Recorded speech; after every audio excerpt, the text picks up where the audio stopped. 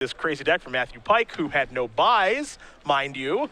See if it can happen again here as he's off to a 2-0 start. So this should be kind of interesting. I mean, so, you know, as someone who played mono red last weekend and then hit a real curveball in the top 8, this seems like another deck that if you were playing mono red and suddenly I just showed up and was like, Nyx Fleece Ram into Guardians of Meletus, just game 1. You win. Yeah. You win. I could see it. There are matchups. Like I said, if he plays as a Natarka red deck, he's got to be a huge favorite. I think so, yeah. I mean, just main deck comp is Nyx Fleece Ram. That's a lot to take. If Sylvan Caryatid's a 3/3, if it hits for 3, how do you beat through that? You don't. That's right. That's the thing. And here's a Thoughtseize. So we get to see exactly what Pike is up to here. A forest. Let's make it 2, a Temple of Plenty, and then there's the Grip. Oh.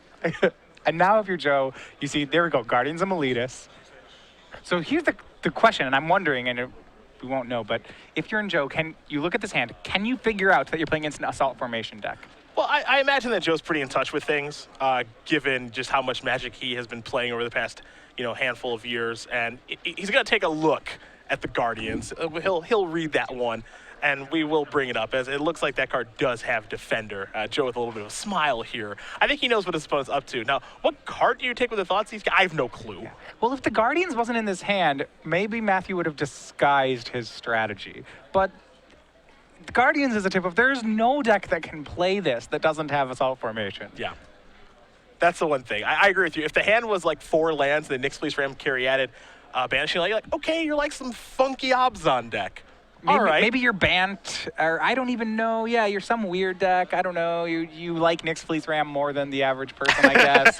But maybe you just really didn't want to lose to red today. Yep. But Guardians are like, no, I don't know. You're going to hit me with these walls. Well, there's an Abzan Charm. That's the draw step for the turn. Now, the tough thing about this particular deck, the formation deck, is it doesn't really function without Assault Formation. It's got some things like going on. Like there are 2 copies of Elspeth, there are 2 Sorens, and I suppose Archer's Parapet is a plan, but... Well, I think it has going on is has a really strong anti-aggro package. That's not really going to matter here because he's playing against Esper Dragons. That said, though, Assault Formation, non-creature permanents are really difficult for Esper Dragons to deal with. So once it's on the table, I doubt that Joe will get that kind of card off the board. But then again, Joe can simply go with the game plan of lands into a turn 5 Ojutai, start attacking, and I don't think Matthew will be very good against that. Nyx Fleece Ram was the play there for Pike. Lossett with an island and just pass the turn back. There'll be a little trigger, a little bit of life gain here. Doesn't really matter a ton in this particular matchup. Control decks don't really care about how much life the opponent has. Just want to get control of the game, and then they'll finish him off eventually.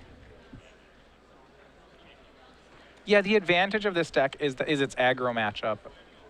From an Esper Dragon's point of view, this Abzan Formation deck is just a funky aggro deck. Yeah. It's got some creatures that need a second card to attack. Temple of Enlightenment here from Joe. Top card going to go to the bottom. Pass the turn back over to Pike. Pike's play last turn was just a stand-step Citadel, and he passed the turn back. Nyx Fleece Ram's going to trigger here. Pike will go up to 22. Drew a Temple of Silence for the turn. He'll play the Temple of Silence. We'll take a look at the top card. But with Matthew having no board pressure right now, it creates a situation where Joe can just tap out for Ojutai. Yeah. Now, there would be some risk in that if he taps out, say if Matt makes another large toughness creature and Joe taps out for Ojutai, Matt could make an Assault Formation if he has one, and that would be very threatening. Matthew not going to play the Guardian's going to leave mana up to cast Abzan Charm. Joe going to play a Dismal Backwater. He'll gain a life, go up to 18, and just simply pass the turn back over to Pike. And Pike actually won't be playing his Abzan Charm at this point. Just going to simply pass the turn back. Gains a life, of course, from Nyx Fleece Ram, and he'll have to take a draw here in just a moment, which he does. It's a very conservative line from Matthew. Holding on to Abzan Charm will be great if your opponent has something like Ojutai in the future, but that card is not particularly live in this matchup. Here's 2 mana. Is it time? No, it's just Caryatid. I got excited there. I'm waiting for the Assault Formation. The problem is, so is Joe. Yeah, this is true. You have to imagine Joe's not ever really going to put his shields down either if he doesn't have to. Like, as appealing as tapping out for a Dragonlord Ojutai may be, He just doesn't have to do it. yeah, just doesn't really have to. He could just as soon wait until he has 8 mana, play Ojutai, have Dissolve up, and that seems a lot safer. And with how much we've watched Joe play over the past 2 years, we know he's super patient. Yeah, now Matt's going to go for an end-step Abzan Charm here. This was a play he had available last turn. I'm a little surprised to see him go for it now, as Joe has 6 mana, which is enough for 2 counter spells. Last turn, there would have been the pressure that if Joe counters it, Matthew has a turn with the shields down. That said, I think as Joe continues to make lands, the pressure for Matthew just to go for Abs on Charm anyway gets bigger and bigger. Yeah. Joe looked at the Slumgar score in his hand, and it's unclear if he has a dragon or not, but I think he considered countering and just say, you know what, that's fine, you can have it. Yeah, well, the thing about an Assault Formation deck is that there are a lot of cards that Joe doesn't have to counter. You know, as long as he keeps cards like Assault Formation off the table forever, then he doesn't have to actually worry about things like Nyx, Fleece, Rams, Guardians of Meletus, anything like that. Here's a Commune with the Gods. That's going to resolve. So we get to take a look at a couple of cards. It's because you can only play 4 Assault Formations that he's playing Commune.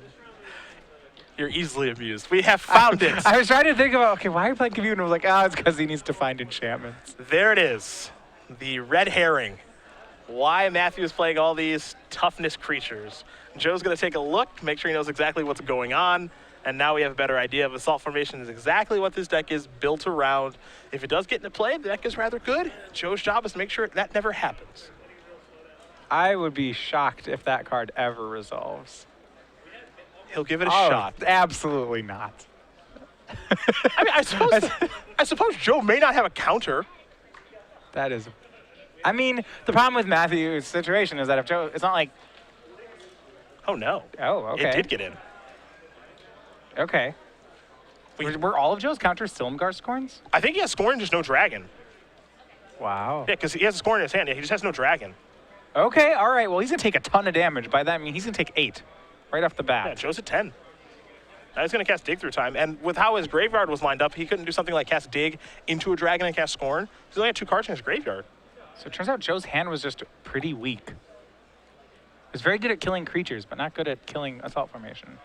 And now he has to kill basically every creature that is played. Yeah, I mean, the cards like Guardians of Meletus in Matt's hand are now it's a very real Magic card. 3 mana, 6/6. You have to pay 1 to attack with it. I'm sorry. I apologize. But it's, yeah. No. I should have known You can't better. ultimate price it. Doesn't work. It's a robot. It has no price to pay. Joe's going to take a look at 7 cards here with Dig. Take 2 with him, of course. Which, to be fair, I think Joe has an ultimate price in hand, so that's actually a very real thing. Yeah, can't kill the Curiata with it either. I mean, no, heck, he's got to get rid of Assault Formation, but we've seen with cards like Whip of Erebos, Mastery of the Unseen, just enchantments as a weakness of Esper Dragons. They're not good at getting them off the board. Joe's found 2 cards that he's happy enough with. The rest, of course, go to the bottom. Temple Enlightenment the draw. Foul Tongue Invocation in hand. Slumgar Scorn 2 among many options here for Lossett. But he is under the gun now. Crux of Fate is an option. I mean, at this point, because Assault Formation is in, as you mentioned, Esper Dragons is so poor at killing non-creature permanents. It gets to the point now where Joe actually has to just kill every card that's played. Which he may be up to the task of doing. Yeah. But he does have, yeah, I mean, these creatures hit really hard. There's Crux. So he's got to kill this stuff. I believe Joe kept an Ojutai on top. So with a Foul Tongue and Silumgar Scorn in hand, if he can not take too much damage in the next 2 turns, he should be good at stabilizing here. There's a Temple of Plenty, so it's time to scry. See if Matthew finds something that he likes, as he'll consult his hand.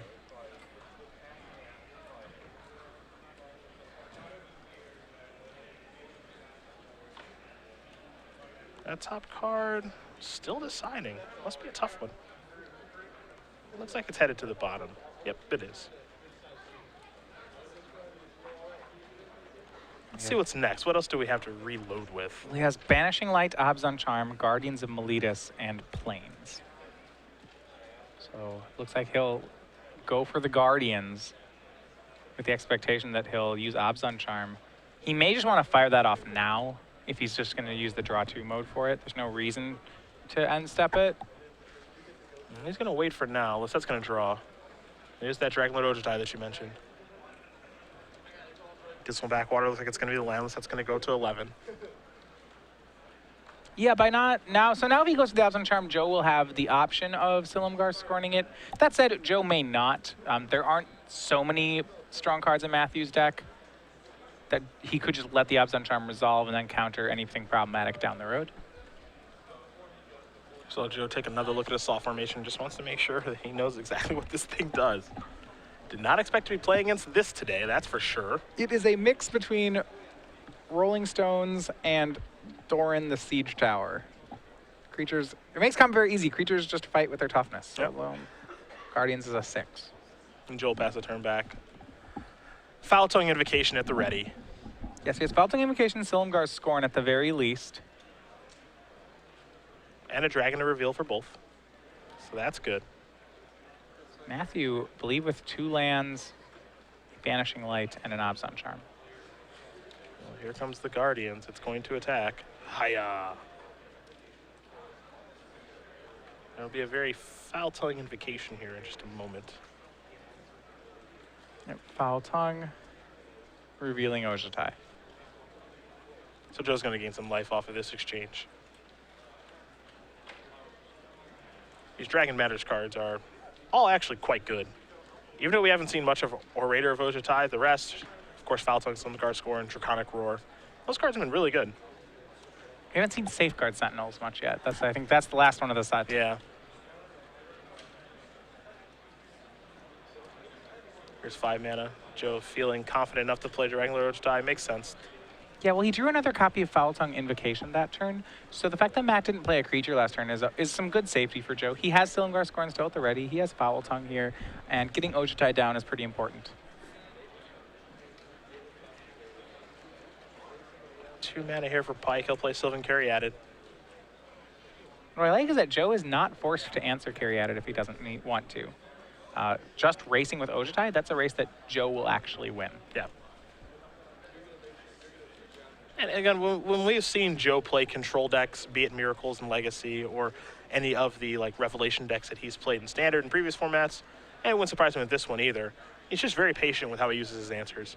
Yeah, well, you see he had 3 mana on the end step there, and he could have gone for Foul Tongue Invocation, but he doesn't know what kind of instance might be in the Abzan formation deck, so he'll just go ahead and Foul Tongue it later at some point. Could have attacked this turn with Dragonlord Ojutai, but again, it's kind of unclear what his opponent may have. Yeah, and Joe has a copy of Dig Through Time in his hand, so it's almost certain that next turn will just be better for Joe anyway. Well, here comes Caryatid. And the ability, obviously, to use the second line of text of pumping up the toughness, giving +0/+1, but Joe's going to cast his Foul Tongue Invocation to take care of this. And now we might see a dig as well, and I imagine we'll see an attack with Dragonlord Ojutai next turn. Probably. Because the shields are down, it's a pretty. And there's no creature on the board. Matthew has no mana up for a removal spell. It seems like it would be the time that you'd want to get in with Ojutai. Dig Through Time is going to cost 6 mana, and then I'm going to delve away 2 Foul Tongue Invocations. Joe will take a look at 7 cards. Among them, 2 copies of Dragonlord Ojutai. He's making his selection pretty quickly here. Looks like it is Dissolve Silumgar Scorn, so now he's just sitting on a huge grip of counter magic. And that'll be 3 of them now in hand, 2 Scorns and a Dissolve. Well, it's almost enough to counter all of Matt's plays while Ojutai does the damage. Yeah. Here it comes. There'll be a trigger. And Joe gets to take a look at the top 3 cards, making sure he doesn't make a mistake here with Dragonlord Ojutai. You can tell that he hasn't played this deck a ton. He's been playing Heroic all year. Yeah, Joe is definitely in the camp of mastering 1 or 2 archetypes, as opposed to constantly trying to break the meta. Yeah, the Brad Nelson approach. Yes. Joe does basically the direct opposite. I would say I was always, when I was playing, more in the Joe Lossett camp as well. I always thought that experience, like expertise with the deck, was more important than having the best deck in the room. I typically went that strategy. There's a Banishing Light that's going to almost certainly be countered. Yeah, there's a Dissolve. I always just kind of played the same deck. But clearly what Brad does works for him, so there's an Abzan Charm. Well, if you play enough Magic that you have, say 20 games with most of the major archetypes under your belt, and you have the time to correctly read the meta and meta your deck, the Brad Nelson strategy, in theory, is the more powerful one. Yeah, I mean, certainly is for him. Yeah, that said, I was always, at least with the time I was putting in the game, would prefer to have 50 matches with one deck as opposed to 20 with all of them. Yeah. And And Joe certainly takes that route of just mastering a deck, be it Miracles and Legacy, as here's a Tasker from Pike, or Heroic and Standard, which has gotten him 2 Standard Open titles this year. He's on the hunt for a 3rd one this weekend with this Esper Dragons deck, and it'd be a big weekend for him if he's able to do that. He's going to cast Silumgar Scorn to take care of Tasker, which will basically leave Pike without much going on in his hand. He's got 1 card left, which I believe is a land, so.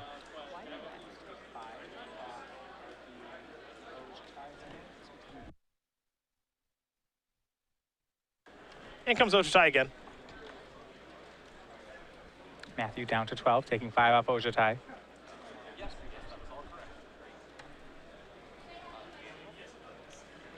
And now here's an Anticipate.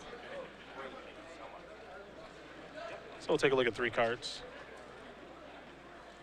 And Joe's happy with the card he's found. Rather quick Anticipate there for him. He'll just pass the turn back. Yeah, well, he still has a 1 counter spell remaining. He has a Foul Tongue Invocation, a Silumgar Scorn. He's now ahead on life points, so the pressure is on Matthew to remove the Ojutai, something he's not particularly good at doing. Even if Matthew plays creatures, Joe doesn't necessarily have to answer them. He's just winning the race. Joe's draw for the turn was his 1 copy of Perilous Vault, excuse me. So he does have a way to get Assault Formation off of the table. It's an expensive one, but it's better than nothing. Yeah, that's something we've seen some of the Esper Dragons players move toward. It's really been a response to the Death Mist Raptor Den Protector package.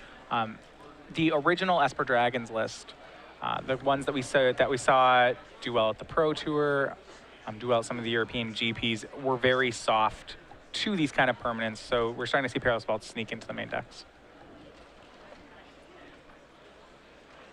Might see Joe deploy Perilous Vault here. He is reaching for some mana at this point.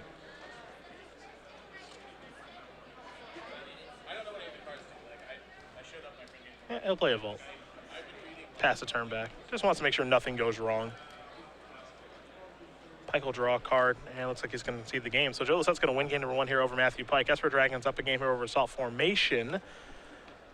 And as we saw in that game, you know, the entire deck that Matthew is playing, it's very important for him to resolve Assault Formation. If he's able to do that, then his deck turns on. It's like flicking a light switch, honestly.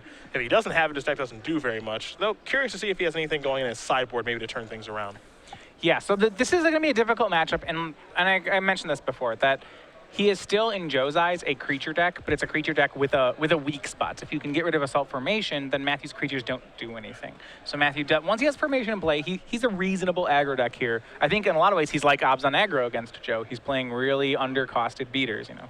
Or as Obzon aggro gets 4/4s for 3, Matthew gets 5/5s for 2 and 6/6s for 3. So he's faster, but still just playing creatures. That said, I do think he wants some of the less situational cards out of his deck. So when you look at his sideboard, first I think we go to 3 copies of Thoughtseize. Yep. That's going to be a pretty solid play against the Esper Dragons deck. I'll just go through some of the other cards he's playing. He's playing Murderous Cut, Obzon Charm, Valorous Stance, Plummet, Doomwake Giant, and then this is a really interesting one. This is Ruthless Instincts. I don't think he'll be using that one here. That's the combat trick from Fate Reforged. It changes modes depending on whether your creature is attacking or not attacking. Yeah. So that one I think was for creature meters. It's a really interesting card. But Thoughtseize will be good here. I think additional copies of Obzon Charm are reasonable, but not great. As we saw there, a lot of his draw twos fell kind of flat in that game. Valorous Stance figures to be pretty good against some of the removal spells as well. On Joe's side, he's got a Silence the Believers, another copy of Perilous Vault, 2 Tassigers, 2 Drowning Sorrows, a Bile-Blight of Thoughtseize, a Duress, another copy of Dragonlord's Prerogative, an Ashiok Nightmare Weaver, 2 Stratus Dancer, a Dragonlord Slumgar, and a copy of Flooded Strand, oddly enough, when he wants to board into a 28th land. I like to discard spells in Thoughtseize and Duress, because you're just trying to kind of pick apart what's going on, have a better idea of what your opponent has in hand. Dragonlord's Prerogative can kind of cement a game away or try to find an answer. I also like the additional copy of Perilous Vault in the sideboard as well. It's just another way to get Assault Formation off the table in case something goes wrong. Yeah, I mean, I'm not opposed to running cards like Dragonlord Silumgar as well, just because the Obzon Formation deck is light on removal, and I expect it to be even lighter on removal after sideboard. So I could see him going toward that. Cards, yeah, like Tassiger, Silence the Believers seem pretty reasonable. Joe's main deck is well set up to fight this kind of battle, and I don't see him changing too many cards. Well, these players will finish sideboarding up. We will talk about what's on the line here for this tournament. You know, oftentimes we don't discuss all that often about, kind of the prize breakdown. So we want to start doing that for viewers at home who are just unaware. First place is a pretty hefty one there, and $5,000, 25 Open Series points, and an invite to our Season 2 Invitational, something that Joe has walked away with twice this year. Yeah, so going down that, it is $2,000 for second, $1,000 for third and fourth, and $500 guaranteed to each player in the top 8 of the tournament. You see payouts go all the way down to 64th as well. And for those people trying to make it into the Players' Championship, one of the best ways to do that is through the Open Series points. 1 point to every competitor in a Star City Games Open, and 3 points to every competitor that makes day 2. Now, if you're able to win Invitational, that makes things easy. But as we saw last year, and especially with those at large bids, getting every Open Series point that you can is certainly very, very helpful. And if you can take some money away with it too, that's pretty neat. But first place, $5,000, 25 Open Series points, and an invite to our next Invitational. We'll see if Joe's able to walk away with that, or someone is, obviously, in this room. Not sure who it's going to be, but a lot of great players here in attendance this weekend with Joe, Danny Jessup, Logan Mize, Anthony Lowry, Todd Anderson, Steve Mann, Rudy Briska, the duo from Minnesota, Eric Hawkins and Matthew Tickle in their 20-hour drive.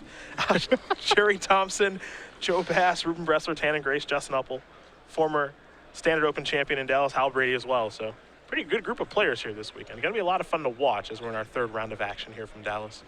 Yeah, so running through the Abzan formation deck, the large toughness creatures he's running, we saw Sylvan Caryatid, Nyx Fleece Ram, and Guardians of Meletus game 1. He also has 4 Archers Parapets in the deck.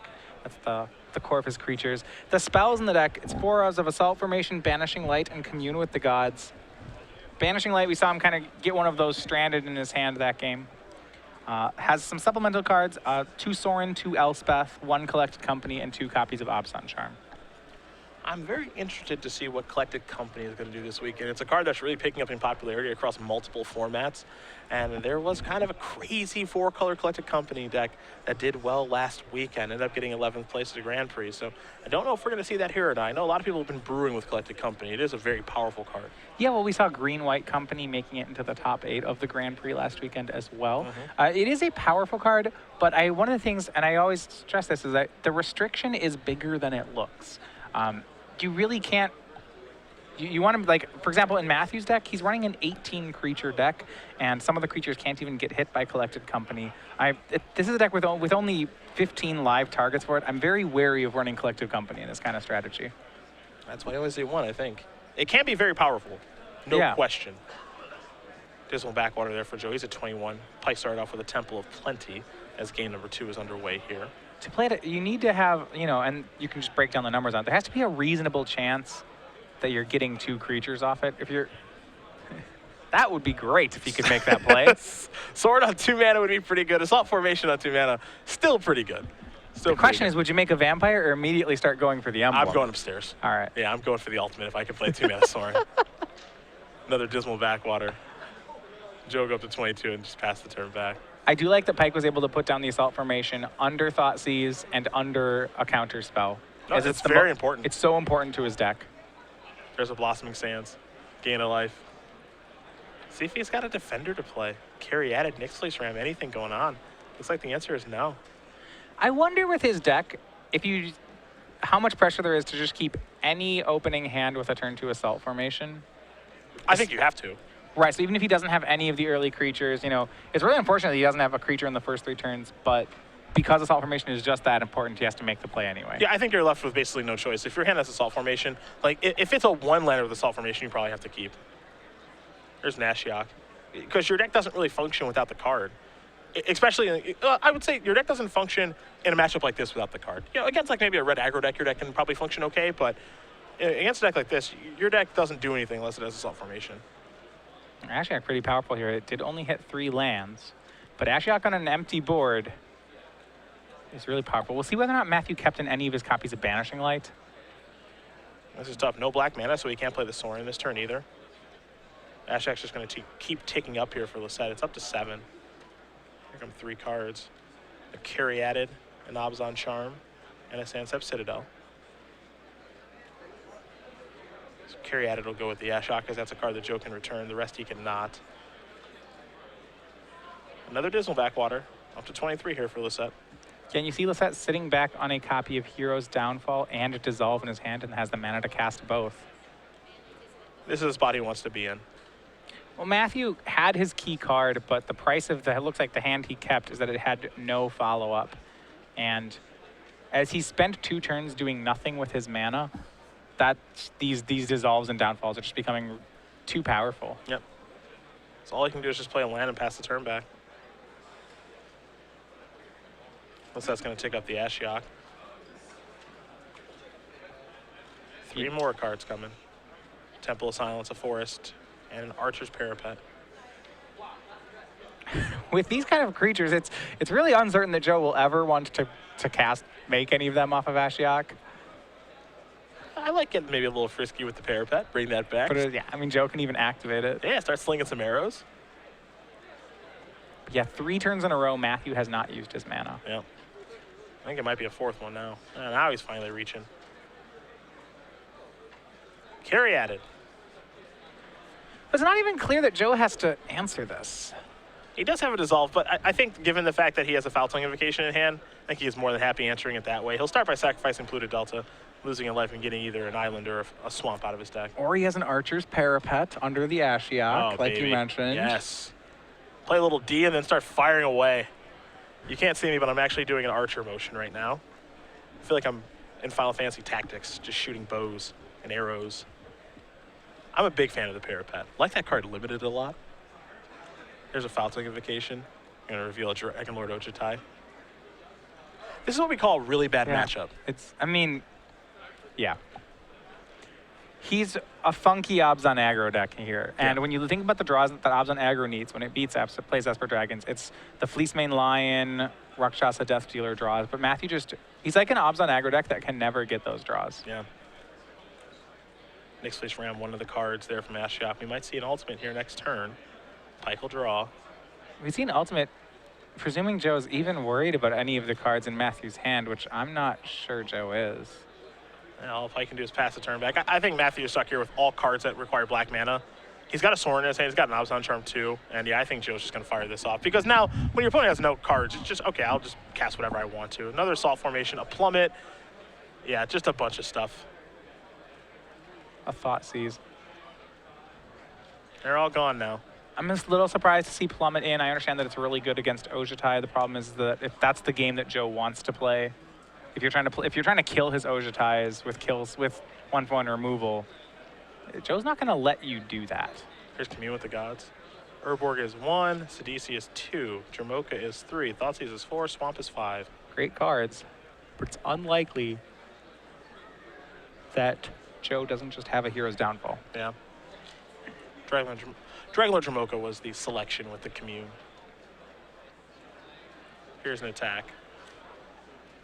Joe picking up a copy of Silumgar's Scorn, which means Jamoka is going to be the only card he'll have to deal with. Can't counter it, but once he gets it off the table, then the Scorn is good enough to be online. Ojutai is going to hit. Ashiok's going to tick up as Pike is down to 16, and Lossett has full control of this one. It's only a matter of time here for Joe with a Dig Through Time, a Dissolve, a Hero's Downfall. A lot of good cards in hand here for him. Foul Tongue, second Ojutai. Yeah. And the thing about this Esper Dragons deck, too, even though it's got a very good matchup right now, looks like Joe might be casting a Tasigur, and he will be. But, you know, when this deck is winning and ahead like this, it's dominant, and it closes the game out really quick. You know, Blue-Black Control, as we saw a little bit earlier, it can get ahead in games, but it actually has a really hard time closing. That's the thing that's, I suppose, frustrating about it. What's frustrating when you play Blue-Black Control is the number of games where you lose on turn 12. Yeah. Generally, when I play a blue deck and I've resolved 3 draw spells and it's turn 12, I don't want to ever lose those games. Dragon Jamoka comes down. Can't be countered, of course, and can't play spells on Matthew's turn. So Joe will just have to untap, take up Ashiok, and probably take care of this. Oh, more options for Ashiok. 2 copies of Guardians of Meletus milled there. Like, I just want to see the Parapet come back for Joe. Do the style play, you bring back the Parapet and have it deal the final point of damage. Yes, see, now we're on the same page. There's Foul Tongue Invocation. Joe gained 4 life as he has Dragon Lord Ojutai in play. And here's an attack for 9. I don't know. I don't think he can put Matthew at 1 and then have Parapet to it. His numbers don't add up right for that. I would try to make it happen if I were Joe. Joe does get fancy sometimes. I don't think we're going to see him get this fancy. There's a swamp. He'll pass the turn back. Pike will draw. I think it might be his last draw of this game and match. Well, Joe certainly has a lot of counter spells in hand. There's the parapet. Well, I could block Tassiger if Joe lets it happen. I don't. Looks like that's in. Joe looks at his hands like, I could counter it. I don't even know if I need to. Yeah. I don't. He's going to dissolve this one, Hero's Downfall, the parapet, and finish things off. And that is going to get the job done here for Joe Lossett. He's going to win this game and match over Matthew Pike 2-0. Esper Dragons will take care of Abzan formation in what is probably Matthew Pike's worst matchup. These kind of matchups are going to be hard for him, whether it's, I think, Esper Dragons, Abzan Control, these removal spell heavy decks are going to be tough for him. That said, if he's expecting an Abzan aggro matchup or a mono red matchup, he's 2-0 here and came into the tournament with 0 buys.